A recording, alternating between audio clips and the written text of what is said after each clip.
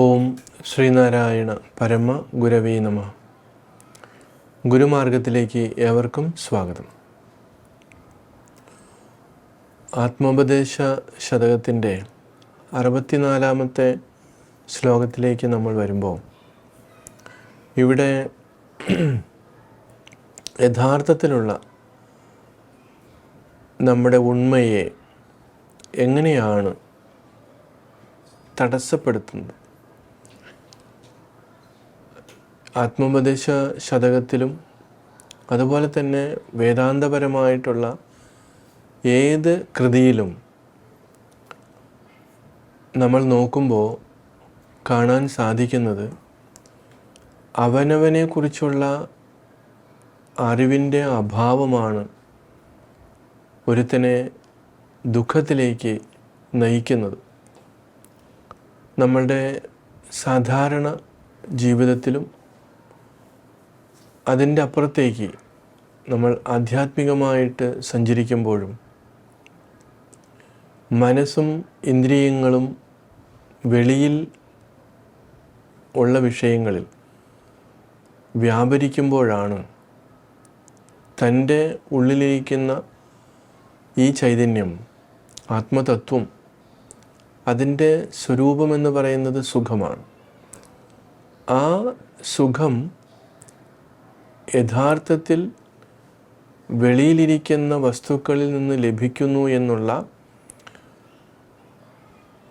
തെറ്റായിട്ടുള്ള അറിവാണ് അവനെ എപ്പോഴും ബഹിർമുഖനാക്കുന്നത്. എപ്പോഴാണോ അതിൻ്റെ പരിമിതികളെക്കുറിച്ച് അവൻ മനസ്സിലാക്കുന്നത്, ആ മനസ്സിലാക്കുന്ന സമയത്ത് അവൻ്റെ യഥാർത്ഥ സ്വരൂപത്തിലേക്ക് അവൻ മടങ്ങുകയും ചെയ്യുകയാണ്.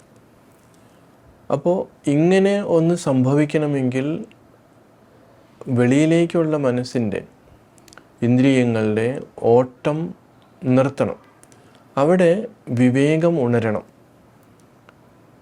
ശരിക്കുമുള്ള നിത്യമേത് അനിത്യമേത് എന്നുള്ള അതിനെക്കുറിച്ചുള്ള ഒരു വിവേകം അവനിൽ ഉണരണം. പക്ഷേ പലപ്പോഴും പല വിഷയങ്ങളും കാരണം നമ്മൾക്കത് ഉണർത്തിയെടുക്കുവാനായിട്ട് സാധിക്കുന്നില്ല. സാഹചര്യങ്ങൾ വന്നാലും അതിൻ്റെ അപ്പുറത്തേക്കുള്ള പ്രലോഭനങ്ങൾ അതിശക്തമായിട്ട് നിൽക്കുമ്പോൾ അത് സാധിക്കാതെ വരികയാണ്. ഇതാണ് ഇവിടുത്തെ പ്രധാനമായിട്ടുള്ള വിഷയം. അതുകൊണ്ട് ഗുരു പറയുകയാണ്, പ്രതിവിഷയം പ്രതിബന്ധമേറി മേവുന്നതിനെ നിജസ്മൃതിയെ നിരാകരിക്കും. അതിവിശദസ്മൃതിയാൽ അതീതവിദ്യ നിധി തെളിയുന്നതിനില്ല നീതിഹാനി. അപ്പോൾ ഇവിടെ അതിവിശദസ്മൃതിയാൽ നമുക്ക് അതീത വിദ്യാനിധി, അപ്പോൾ എല്ലാത്തിൻ്റെയും അപ്പുറത്തുള്ള വിദ്യാനിധി, നിധി എന്ന് പറയുന്നത് നമുക്ക് വിലമതിക്കാൻ പറ്റാത്ത അത്രയും ഉള്ള ഒരു സ്വത്താണ്. ഭൗതികമായിട്ടുള്ള നിധികളെല്ലാം എത്രയൊക്കെ നമ്മളതിനെ സംരക്ഷിക്കാൻ ശ്രമിച്ചാലും അത് നിലനിർത്തുവാൻ കുറച്ച് ബുദ്ധിമുട്ടാണ്. കൈവിട്ടു പോകും, ഏത് സെക്കൻഡിലും കൈവിട്ടു പോകും. പക്ഷേ ഇവിടെ പറയുന്ന ഈ വിദ്യാനിധി, അതീത വിദ്യാനിധി, അത് പ്രകാശസ്വരൂപമാണ്. അതൊരിക്കൽ നമുക്ക് കിട്ടിക്കഴിഞ്ഞാൽ, ലഭിച്ചു കഴിഞ്ഞാൽ അതൊരിക്കലും നഷ്ടപ്പെടുന്നില്ല എന്നുള്ളതാണ് വ്യത്യാസം. അപ്പോൾ എന്തുകൊണ്ടാണ് അത് നമ്മൾക്ക് കിട്ടാതെ പോകുന്നത്? പ്രതിവിഷയം പ്രതിബന്ധമേറി മേവുന്നു. ഈ ഓരോരോ വിഷയങ്ങളിൽ എന്ത് സംഭവിക്കുകയാണ്?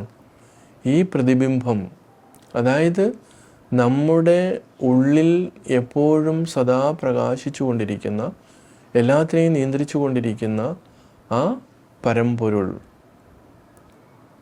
അത് ആ രീതിയിൽ മനസ്സിലാക്കാതെ അവിടെ ഒരു ഈഗോവും ഞാനെന്ന ഭാവം കയറി വരികയാണ്. അതാണ് എല്ലാം എന്ന് തെറ്റിദ്ധരിക്കുന്നു. ഇപ്പോൾ നമ്മൾ വഴക്ക് കൂടുമ്പോഴും അതുപോലെയുള്ള ചില സന്ദർഭങ്ങളിലൊക്കെ നമ്മൾ ചോദിക്കാറുണ്ട്, നിനക്ക് എന്നെ അറിയുമോ? നീ ആരോടാണ് സംസാരിക്കുന്നതെന്നറിയോ? ഞാൻ ആരുടെ മകനാണെന്നറിയോ? അല്ലെങ്കിൽ എനിക്ക് ആരൊക്കെ പരിചയമുണ്ടെന്നറിയോ? ഇങ്ങനെയൊക്കെയുള്ള തെറ്റായിട്ടുള്ള ഞാനെന്ന പ്രയോഗം എന്തുകൊണ്ടാണ്? ശരിക്കുമുള്ള ആ ചൈതന്യത്തിൻ്റെ ഒരു പ്രതിബിംബം അല്ലെങ്കിൽ അതിൻ്റെ ഒരു ഷാഡോ അവിടെ ഇരുന്നു കൊണ്ടാണ് ഈ തെറ്റായിട്ടുള്ള കാര്യങ്ങളൊക്കെ പറയിപ്പിക്കുന്നത്. അത് ഓരോ വിഷയങ്ങളിലും ഇങ്ങനെ അതിൻ്റെ പ്രതിബന്ധം ഉണ്ടാക്കിക്കൊണ്ടിരിക്കുന്നു. അതുകൊണ്ട് എന്ത് സംഭവിക്കുന്നു? ഇങ്ങനെയൊക്കെ പോകുമ്പോൾ ഈ നിജസ്മൃതിയെ, ഇതിൻ്റെ ശരിയായിട്ടുള്ള ആ ഒരു സ്വരൂപത്തെ, അതിനെക്കുറിച്ചുള്ള ഓർമ്മപ്പെടുത്തലിനെ അത് നിരാകരിക്കാൻ മാത്രമേ ഉതകുകയുള്ളൂ എന്നാണ് പറയുന്നത്. അപ്പോൾ നിജസ്ഥിതിയെ നിരാകരിച്ചുകൊണ്ട് പോയാൽ എങ്ങനെയാണ് പിന്നെ ഈ നമുക്ക് ഇതിനെല്ലാം അതീതമായിട്ട് നിൽക്കുന്ന ആ അറിവെന്നുള്ള സ്വരൂപത്തെ തിരിച്ചറിയാൻ പറ്റുന്നത്? അപ്പോൾ ഇത് തിരിച്ചറിയുന്നതിന് വലിയ ബുദ്ധിമുട്ടൊന്നുമില്ല. അതിന് ആ നീതിഹാനിക്ക് ഒരു ഇതും നമുക്ക് തോന്നുകയില്ല.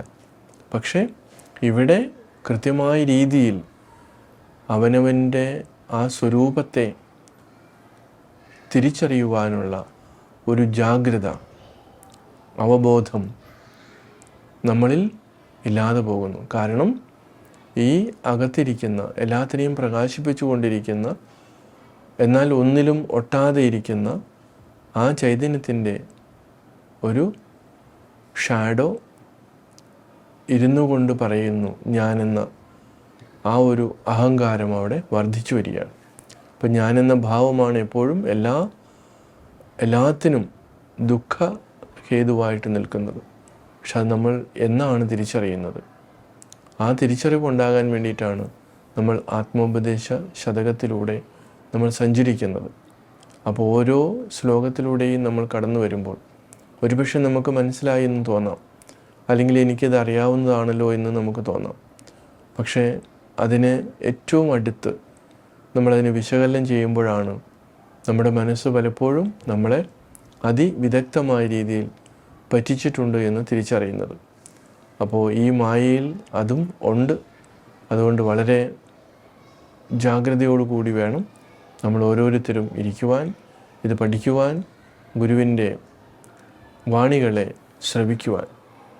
തീർച്ചയായിട്ടും അതിന് സാധിക്കട്ടെ. ഏവർക്കും നമസ്കാരം.